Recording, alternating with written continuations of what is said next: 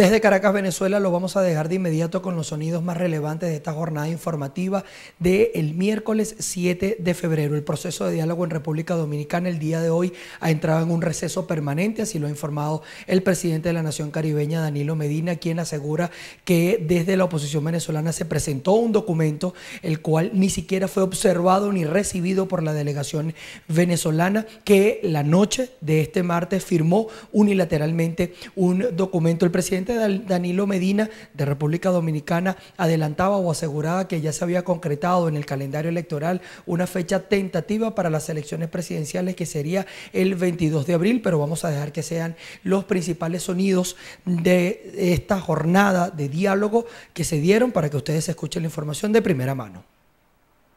Ayer terminamos la jornada anunciándole al pueblo de Venezuela y al mundo a través de ustedes que el día de hoy traeríamos un documento muy detallado, absolutamente detallado, de cómo lograr lo más importante y relevante en el corto plazo en Venezuela, que es la posibilidad de tener unas elecciones libres, unas elecciones justas, unas elecciones donde todos los venezolanos tengan la capacidad de decidir su futuro.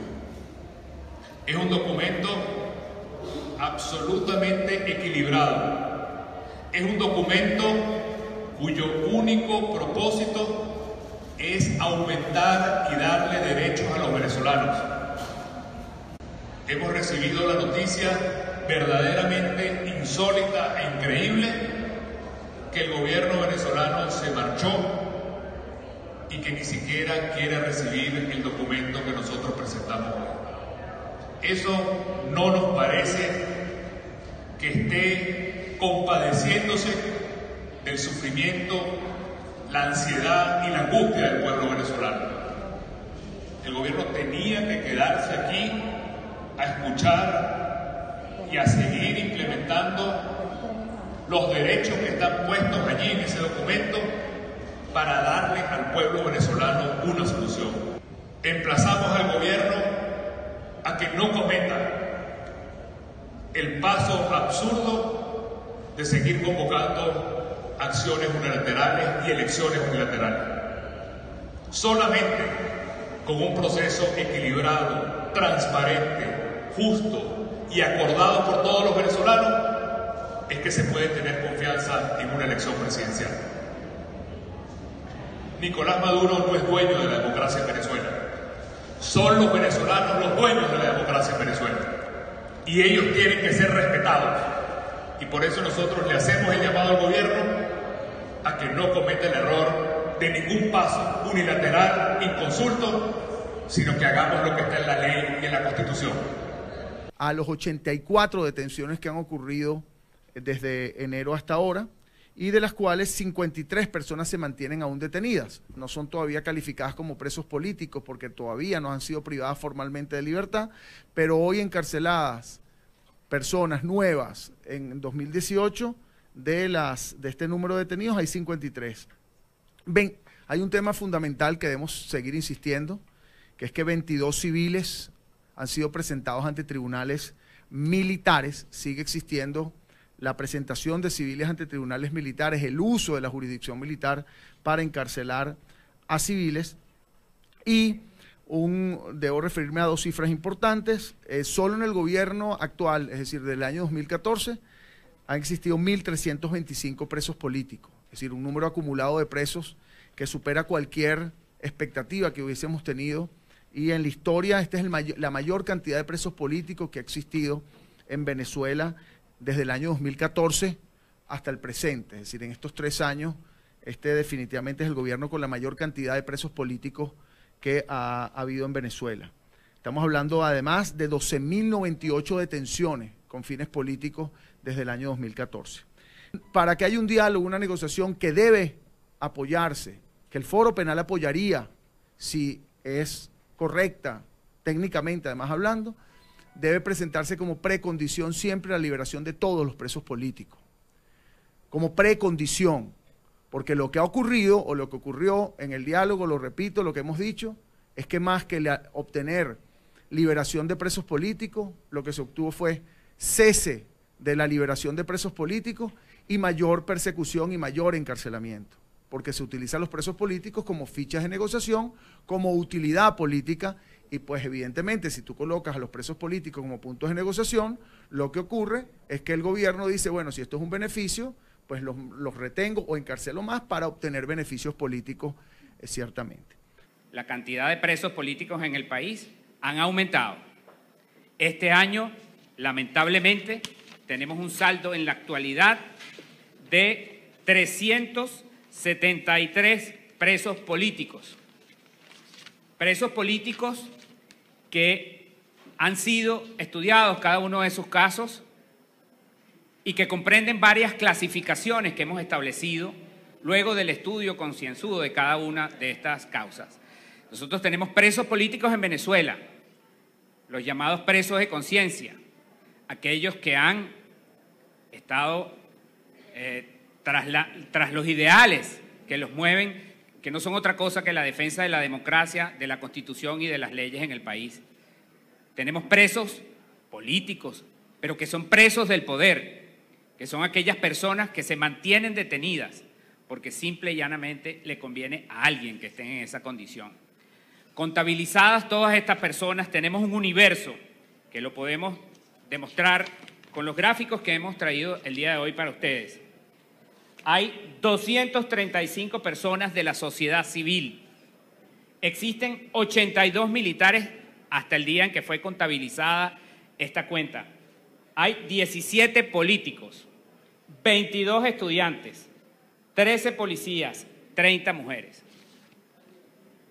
Hemos decidido hacer esta alerta porque no han cesado las prácticas que violan el debido proceso y los derechos humanos en la persecución de la disidencia en Venezuela. El liderazgo político en Venezuela sencillamente está equivocado. No debe existir una mesa de diálogo, debe existir una mesa de conflictos donde deba el reconocimiento de cada una de las partes y converger en el cambio, en el intercambio de derechos y llegar a la solución pacífica de lo que se quiere. Fíjate que la sociedad venezolana está mal informada. Ellos creen que la mesa del diálogo comenzó en el mes de octubre del 2016. No, la mesa del diálogo está desde que el presidente Nicolás Maduro asumió en abril la presidencia de la República. Cito textualmente, en el mes de febrero del 2014 se dio la primera reunión para una mesa de diálogo en el Palacio de Miraflores, en la ciudad capital de nuestro país, Venezuela.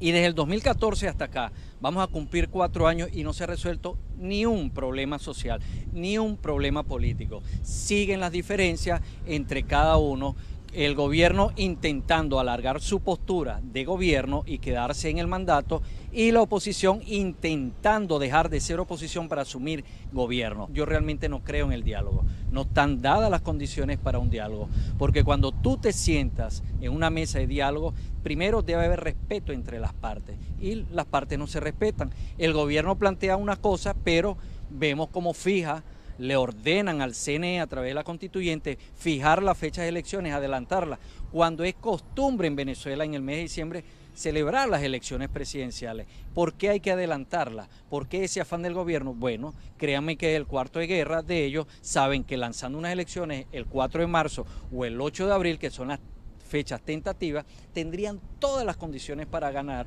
porque la oposición venezolana, los electores, están sencillamente en un 50% divididos en que no quieren votar, y no le consigue lo propio liderazgo oposición, la oposición representativa, que es la nueva tendencia mundial, a buscar en sumar la condición de opositor y convertirlos en electores. Les recuerdo que aquí en Venezuela existen 19.640.000 electores, de los cuales 6 millones pertenecen al gobierno nacional a través de las últimas votaciones, y 13 millones somos la oposición.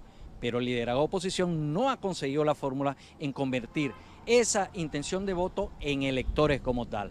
Por lo tanto, esas reuniones que van a Dominicana no les veo como que la luz muy cercana acá. Sí estamos en el momento más oscuro antes del amanecer, pero todavía falta mucho para amanecer. El inconsciente colectivo venezolano está en el código de desesperanza, y no hay un líder natural que acumule esos códigos de esperanza para sencillamente convertirlos en electores. Entonces, el dilema en la sociedad venezolana es muy larga. Tenemos ya 4 millones de personas fuera del país y yo vaticino que 1 millón de personas viajen en los próximos 2 años también. Migren de Venezuela porque la cosa aquí no se puede vivir en cuanto al tema de alimentación, de medicamentos y hasta operarse. Yo tengo un amigo que lo acaban de operar de riñón y fíjate que le pidieron 200 millones de bolívares en una clínica, una operación para pulverizarle un cálculo renal. La póliza de seguro era de 5 millones y la operación fue 200 millones. Y los hospitales, a bien gracias, existe la infraestructura pero no funciona.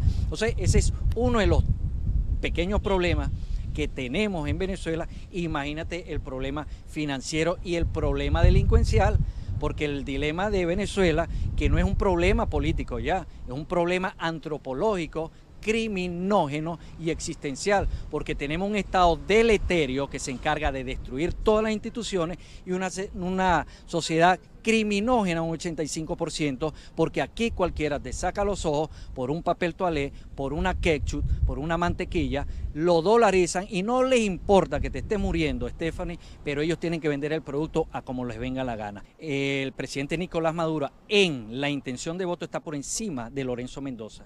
Es totalmente falso, porque si tú quitas la intención de voto y sacas a Lorenzo Mendoza, es válido que él tenga la preferencia porque tiene 30 puntos, pero al incluir a Lorenzo Mendoza en el estudio de campo, Lorenzo Mendoza le quita 20 puntos a él, es decir, multiplica 20 por 30 y lo baja a 25, 24 puntos y se lo sustrae en la intención del voto. No sé qué fichas manejó, no sé qué intención tiene sus estadísticas, pero aquí en Venezuela los que manejamos ciencias sociales y políticas sabemos estudios de campo y sabemos la intención del voto. El presidente Nicolás Maduro tiene un rechazo del 70% y tiene apenas un 30% de aceptación.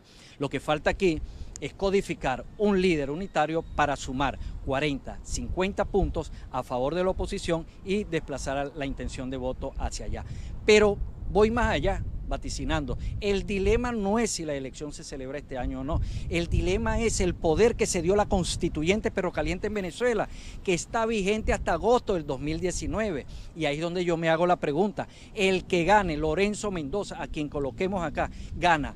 ¿Se irá a la constituyente a juramentarse allá? Ese es el planteamiento que está en mesa, ese es el planteamiento que está allá en República Dominicana. Yo como venezolano prefiero no asistir porque ya no hay ningún elemento democrático en mi país, Venezuela. Cuando se pierde la democracia en Venezuela, debemos ocupar los espacios internacionales y denunciar a través de estas redes lo que está sucediendo en Venezuela. En Venezuela hay una clase de autoritarismo novísimo, sui generis. La democracia se llevó hasta la mínima expresión, tanto así que los programas radiales de televisión, de prensa escrita, no pueden esgrimir nada en contra del gobierno. Todavía nos queda la internet para poder transmitir denuncias como esta y por lo tanto no le vaticino nada nuevo y nada bueno a Venezuela durante los próximos 5 a 10 años. Los ciclos sociales en sociología están entre 10 y 20 años. A Venezuela le falta quemar por lo menos 3 décadas para salir de esta crisis antropológica.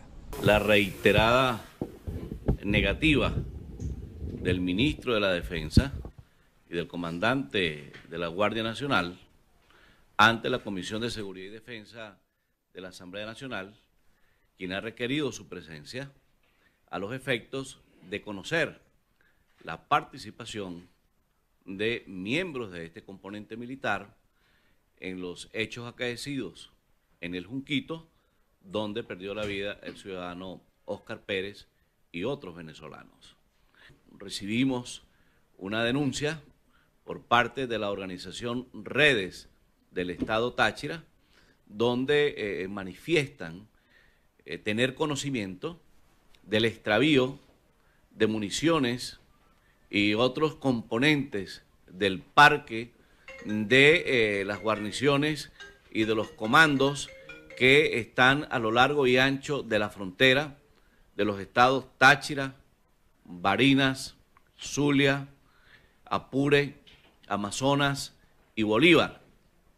A ese tenor, el presidente de esta fundación, el licenciado Tarazona, quien presentó esta denuncia en la mañana de hoy en la comisión, tendrá un derecho de palabra el día miércoles 21 de abril para que presente formalmente ante esta instancia las denuncias de las que tienen conocimiento, dada la irregularidad y el destino que manifiesta la denuncia de estas pérdidas de municiones y de armas en los distintos componentes que hacen vida a lo largo y ancho del cordón fronterizo.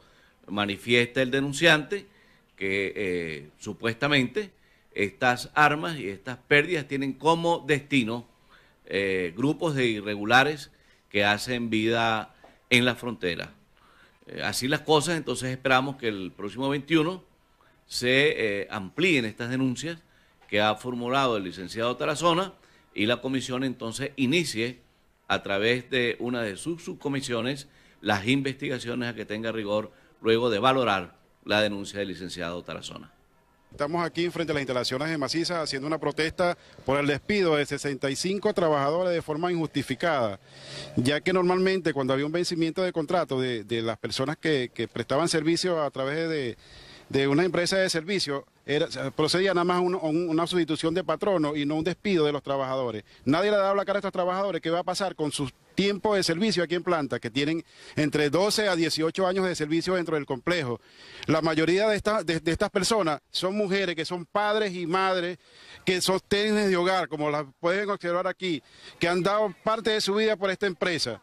Como esta empresa últimamente no satisface ni siquiera con los implementos de seguridad, con el sistema de alumbrado, o sea, no cumple con los principios que establece la ley de seguridad. Entonces le hacemos un llamado al gobierno que vea y meta la lupa aquí en Maciza. ¿Qué es lo que está pasando?